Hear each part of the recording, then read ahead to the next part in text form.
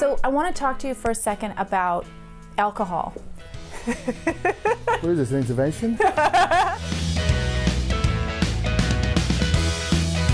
What's up, guys? Nikki Novak here in the Young Hollywood studio with Emmy nominee Jared Harris. Hi. Hi. Congratulations. Thank you very much. It's very exciting. Outstanding supporting actor. So where were you? I heard you were in Wales when you found out you were nominated. Yes, I was. I was with a friend of my father's called Terry James down in Carmarthen in Wales. Andy Schmidt called up and my girlfriend answered the phone and I heard her shriek. I honestly thought that she might be, it might be a prank call, which would have been a really good one. It would be nasty. That would have been a really nasty. It would have been good. I've had to doff my hat to that one. So I know, you've exited the show. Yes. Yes. Any chance of coming back as your evil twin brother? I love the idea, but I don't think Matt will go for it. It's worth trying though, isn't it? Yeah. It is worth trying. I could pitch it to him. So I want to talk to you for a second about alcohol. What is this, an intervention? No. I didn't realize it was that bad. No, I wanted to talk to you about the Emmys because I heard you've been to the Emmys before and you said that it takes quite a while to get a drink. It takes a long time and they cut the bar off before the thing starts. So, and it's 3 hours, it's at least 3 hours long. Yeah, everyone's gagging by the time you get out of there. The tip that I got was, because you go through those metal detectors as well, you see. So you can't bring in a metal flask.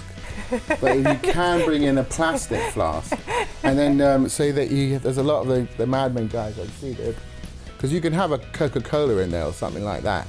You can't have a drink in, and you see them all doing this thing in between the commercial breaks, like pulling it out, putting it into their Coke. You're kidding me. See, these are things that people just don't know that go on behind the scenes. You really thought about this. You're like, you can bring the plastic. No, I didn't know about it. I've only been once. I didn't know about it, but I was sitting there watching everyone doing it. I said, why the hell didn't I get that memo? So you're going to do it this year?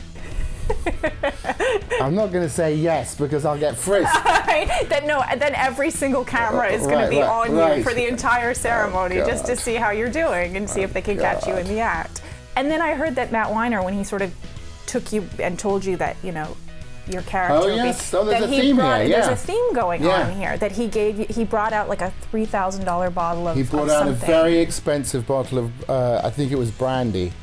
That was really the clincher when I knew there was bad news coming. I've seen the scene quite often in Mad Men. Have a drink and then you get the bad news. Yes, and then you get the bad news. So it's quite like that. He was actually very, very sweet about it, and and it's difficult to tell somebody that you're going to write them off the best show on television. Right. Obviously not going to be happy about it, are they? No one's. I think it was a couple of days before Christmas.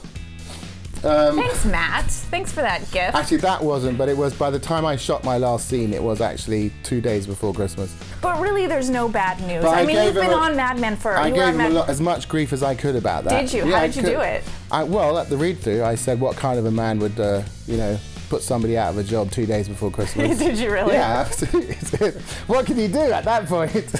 I know you weren't allowed to even tell your manager or your agent for a few weeks that you were. Oh, no, longer than that.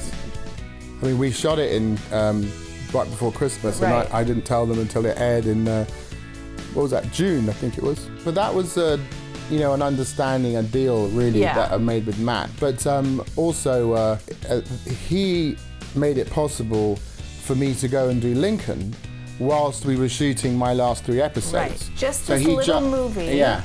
So directed by Spielberg. It was a pain in the ass for them to juggle the schedule so that I could fly to Virginia and shoot a couple of days of Lincoln, come back, shoot a couple of days of Mad Men, go back to Virginia. And, I was going back and forth. So, I felt that I owed that to him for him making that possible. Absolutely. But when it's Spielberg and it's Daniel Day-Lewis, that's and pretty much why he said they decided to say yes to it. I think you're going to be okay. Yeah. You did wrap that movie. Lincoln, yes. Yes, yeah. You completed it. You've shot like 2 other movies since. I just finished one in London called The Quiet Ones. It's a supernatural thriller.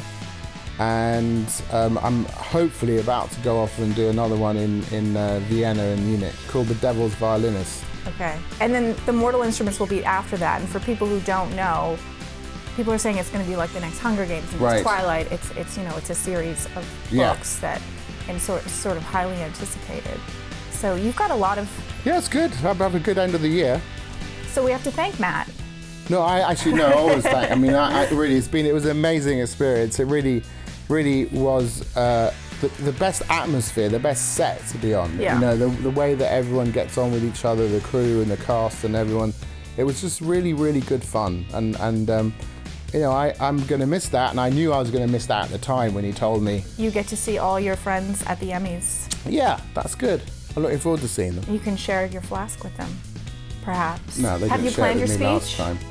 This is one of the things, you get this phone call and they go, oh, you've been nominated. And you go, God, that's just amazing. And the other part of you, it's like an elevator in a free fall. You know, your stomach just goes sinking right down. And you think, what are you going to say if you have to say something?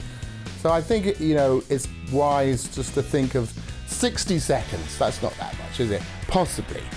But it always looks bad if people write it. Do you know what I mean? Yes. But I mean, I think in your mind, you just have a sort of a sketch just in case. I have a 1 in 6 shot. You know what I mean? Probably I'm the gate crasher to the party in terms of all the other 5. They were all the regular humble nominees. You know, I'm the dark horse, but I'm still a 1 in 6 shot. I'm betting on you. I'm going to Vegas and I'm putting some money down. I'm going for it. Don't gamble. But thank you.